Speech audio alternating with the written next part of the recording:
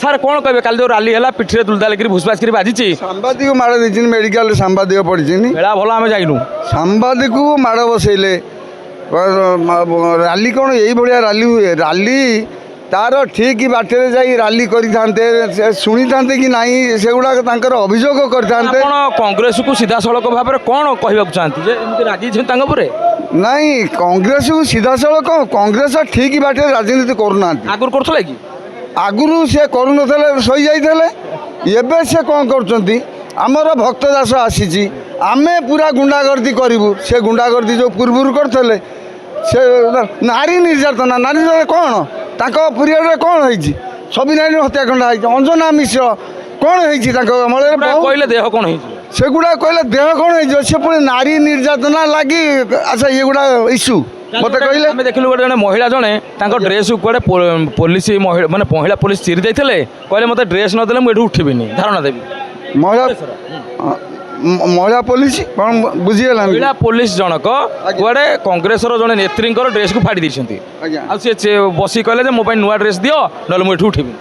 ସେ ଫାଡ଼ିବେ କାହିଁକି ଇଏ ଦୁନିଆ ଅନୀତି କରୁଚିନି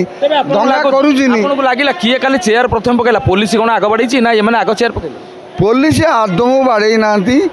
ଇଏ ବର୍ତ୍ତମାନ ମାନେ ପୋଲିସ କି ପ୍ରଥମରୁ ଦଙ୍ଗା ମାନେ ଗଣ୍ଡଗୋଳ କରି ଆରମ୍ଭ କରି ଯେତେବେଳେ ବାରିକେଡ଼ ଭାଙ୍ଗିଲେ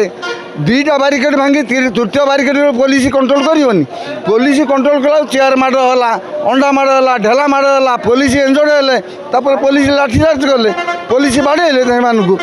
ପୋଲିସ ବାଡ଼େଇଚିନି କାହିଁକି ପୋଲିସ ନିଜେ ନିଜର ସୁରକ୍ଷା କରିବାକୁ ପୋଲିସ କରିବେନି ଇଏ ଯେତେବେଳେ ଦଙ୍ଗା କରୁଛନ୍ତି ପୋଲିସ ଛାଡ଼ିଦେବେ ପୋଲିସ ନିଶ୍ଚିତ ତାକୁ କଣ୍ଟ୍ରୋଲ ପୋଲିସ କେବେ ହେଲେ ଛାଡ଼ିବେନି ଇଏ ଅତ୍ୟଧିକ ଦଙ୍ଗା କଲେ ଆଉ ଗୋଟେ କଥା ସାର୍ ଯେଉଁ ଲୋକମାନେ ନିଜ ନେତାମାନଙ୍କ କଥା ଶୁଣି ଭୁବନେଶ୍ୱର ଆସିଥିଲେ କହିଲେ ଆମେ ଟିକେ ଭୁବନେଶ୍ୱର ବୁଲି ଆସିବା ଗାଡ଼ି ତ ଯାଉଛି ମାଗଣା ବସିବା କିଛି ପଇସା ମିଳିଛି କି ନାହିଁ ମୁଁ ଜାଣିନି କିନ୍ତୁ ଖାଇବା ପିଇବା ତ ଦିଆ ହେଇଥିବ ତ ଏଇ ଯେଉଁ ଆସିଥିଲେ କିନ୍ତୁ ପିଠିରେ ଯେଉଁ ବାଜିଗଲା ଯେଉଁ ନେତାମାନେ ତାଙ୍କୁ ଡକାଇଥିଲେ ନେତାମାନେ ତ ଆଗରେ ଠିଆ ହେଇନଥିଲେ ଆଗରେ କିଏ କର୍ମୀମାନଙ୍କୁ ଠିଆ କରିଦେଲେ ନିଜେ ପଛରେ ମାଡ଼ ଖାଇଲା କିଏ ମାଡ଼ ଖାଇଲେ କର୍ମୀ ଗୁଣ୍ଡାଗର୍ଦି ଖାଇ ସେମାନେ ଖାଇଲେ ଏମାନେ ଉସେଇକିରି ଆଣିଥିଲେ ଇଏ ଖର୍ଚ୍ଚ କରିବେ ସେ କାହିଁ ନିଜେ ଖର୍ଚ୍ଚ କରିବେ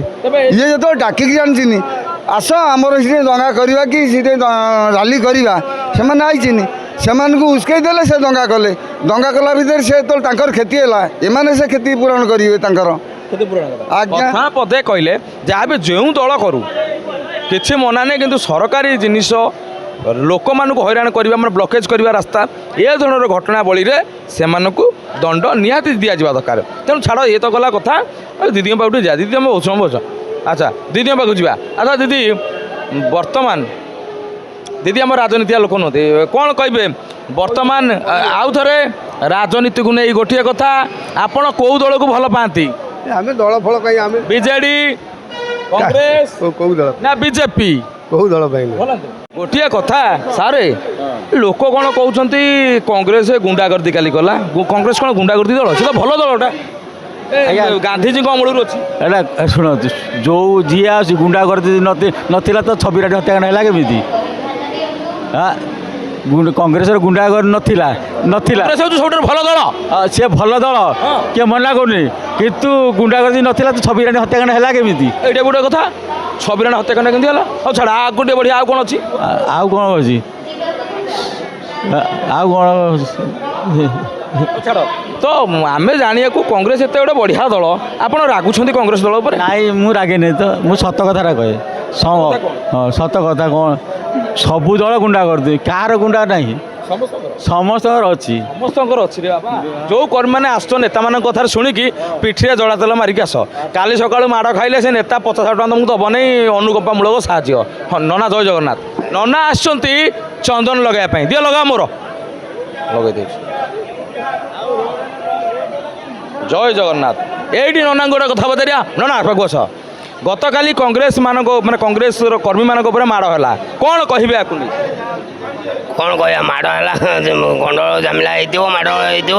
ଦୁଇ ଜଣଙ୍କ ଭିତରେ ତାହେଲେ କଂଗ୍ରେସ ତ ଭଲ ଦଳଟା ସେ କେବେ ଝଗଡ଼ା କରନ୍ତିନି ସିଏ କ'ଣ ତାଙ୍କ ଉପରେ ଏମିତି ଆକ୍ସନ୍ ନେବା କଥା ନା କଂଗ୍ରେସ ଭଲ ଦଳ ବୋଲି କେମିତି ଜାଣିବା ଆଉ ଖାଲି ଗୋଟା ସିଏ ବା ହେଉଛି ଗାନ୍ଧୀଙ୍କ ସମୟରୁ ଶାନ୍ତ ଶିଷ୍ଟ ଦଳ ଆଉ ଗୋଟେ ହାତର ତାଳି ବାଜିବ କି ଯେମିତି ଉଭୟ ପକ୍ଷରୁ ଯେମିତି ପାଟି ତୁଣ୍ଡ ନାଗିଥିବେ। ନନା ଆମର ଠିକ କଥା କହିଲେ, ନନା ଆଗକୁ ଚାଲ।